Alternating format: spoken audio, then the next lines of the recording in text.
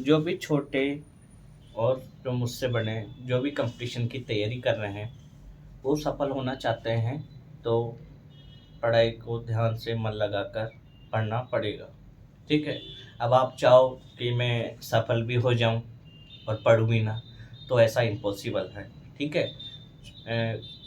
Government job में जो भी बच्चा या स्टूडेंट तैयारी कर रहा है, उसको सबसे पहली बात है, वो अपने अपने बड़ों का कहना माने। ठीक है? यानी कि जो भी स्टूडेंट तैयारी कर रहे हैं, वो अपने से बड़ों का कहना माने। दूसरा, सुबह जल्दी उठकर पढ़ाई करें।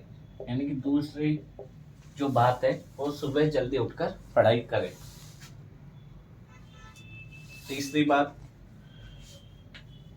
रोज प्रतिदिन जैसे हम खाना खाते हैं, उसी प्रकार डेली अपन को पढ़ना चाहिए। यानी कि रोज पढ़ाई की आदत डालें। रोजाना पढ़ाई करने की आदत डालें। चौथी बात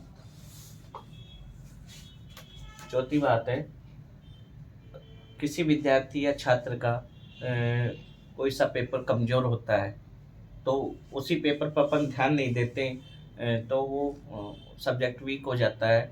ठीक है? तो उसको भी अपन डेली पढ़ना चाहिए, ताकि वो चीज़ें आने लगे। अगर अपन कोशिश नहीं करेंगे, तो वो चीज़ कैसे आएगी आपको? अगर आप उसको किताब के पन्ने को खोलोगे नहीं, और बाहर से डरोगे कि मुझे ये क्वेश्चन नहीं आता, मुझे नहीं आता, तो ऐसा नहीं होगा। उसको खोलना पड़ेगा, उस बुक को पेज पलटो, उसको देखो, समझो। एक बार नहीं, दो बार नहीं, तीन बार नहीं, चार बार पढ़ो, पांच बार पढ़ो, तो क्वेश्चन आपको समझ में आने लग जाएंगे। ठीक है? अपना पढ़ने का समय फिक्स करो। यानी कि जो चौथी बात है, अपने पढ़ने का समय फिक्स करो, कि डेली का रूटीन बना लो कि मुझे 5 घंटे पढ़ना है, 6 घंटे पढ़ना है, 7 घंटे पढ़ना है, 8 घंटे पढ़ना है।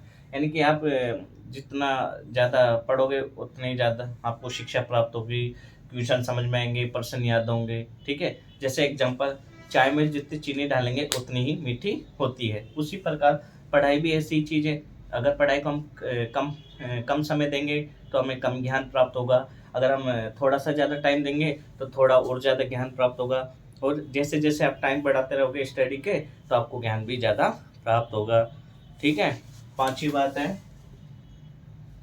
सभी सब्जेक्ट को पढ़ें। सभी विषयों को पढ़ें और उनका टाइम टेबल बना ले। आप चाहे टाइम टेबल ना बनाना चाहो, तो अपने मन से याद रखो कि मुझे 1 घंटा ये सब्जेक्ट पढ़ना है, 1 घंटा मैथ पढ़ना है, 1 घंटा रीजनिंग पढ़ना है, 1 घंटा इंडिया जीके पढ़ना है, 1 घंटा कंप्यूटर पढ़ना है, 1 घंटा हिंदी पढ़ना है, 1 घंटा इंग्लिश पढ़ना है। बाकी और सब्जेक्ट भी हैं। ठीक है?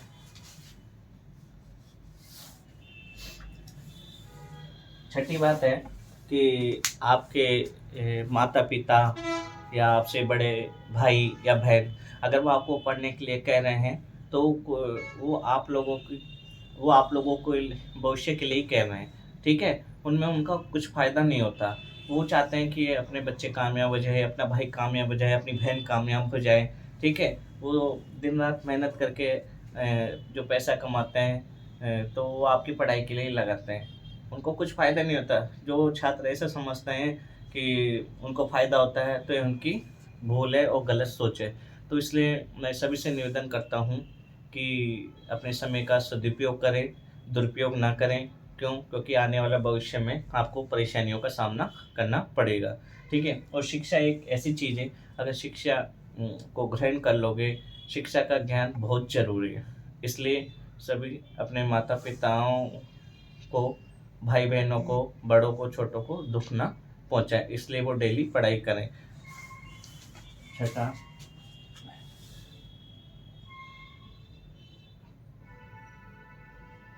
दिन में सॉरी दिन में 1 घंटा या 2 घंटे आप सो जाएं। सो जाएं। तो ये मैंने कुछ चीज़ें बातें बताई हैं, जो अगर आप सफलता प्राप्त करना चाहते हो तो इन चीज़ों पर ध्यान दें, अपना मन लगाए। और सबसे बड़ी बात, आपने कभी देखा है जैसे कोई वैकेंसी आती है, जैसे मान लो एग्जांपल के लिए 500 वैकेंसी आई, 500 वैकेंसी आने के आती है, तो 500 बच्चों का ही सिलेक्शन होगा, ठीक है। अब जैसे वैकेंसी आई 500, तो जब फॉर्म भरते हैं तो लास्ट में पेपर में, न्यूज़ वगैरह में खबर आती है कि 4 लाख बच्चों ने फॉर्म भरा है, 4 या 5 लाख बच्चों ने फॉर्म भरा है।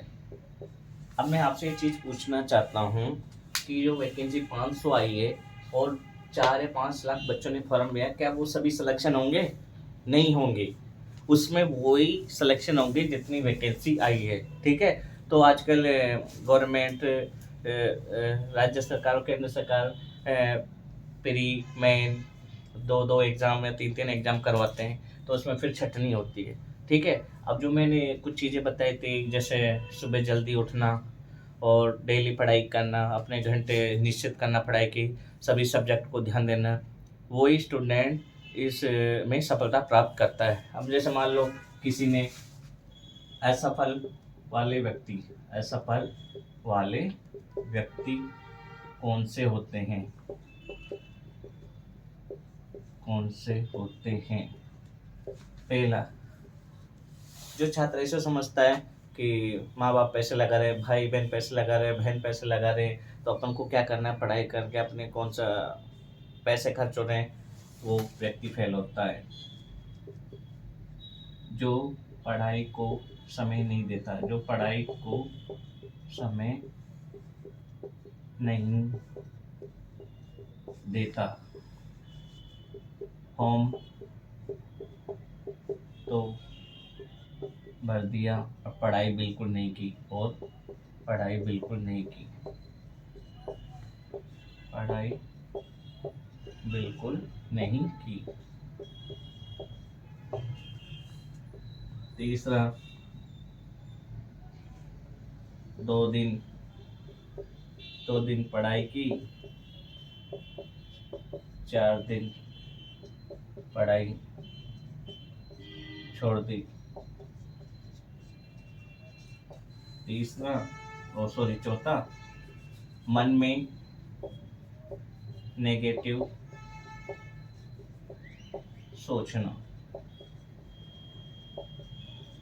सोचना, पांचवा, पता नहीं पेपर कहाँ से आएगा, पता नहीं पेपर कहाँ से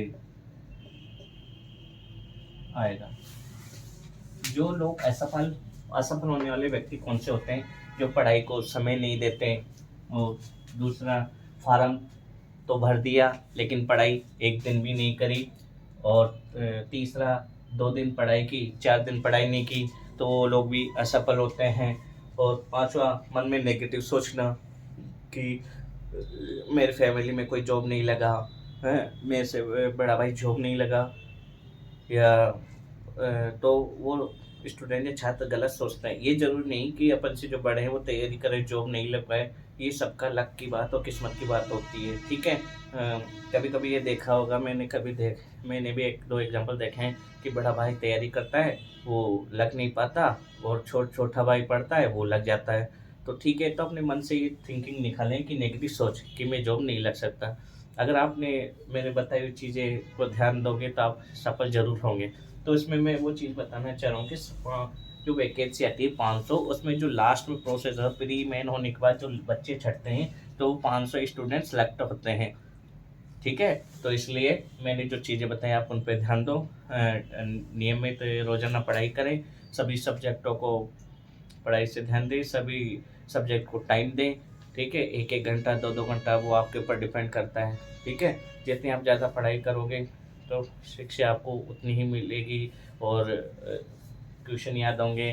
अब वो चाहे मैथ्स का हो, चाहे जीके का हो, इंडिया का हो, राजस्थान जीके, इसलिए, ठीक है? और मन से नेगेटिव सोच निकाल दें। और ये ना सोचें कि पेपर कब होगा, 6 महीने बाद होगा, 1 साल बाद होगा।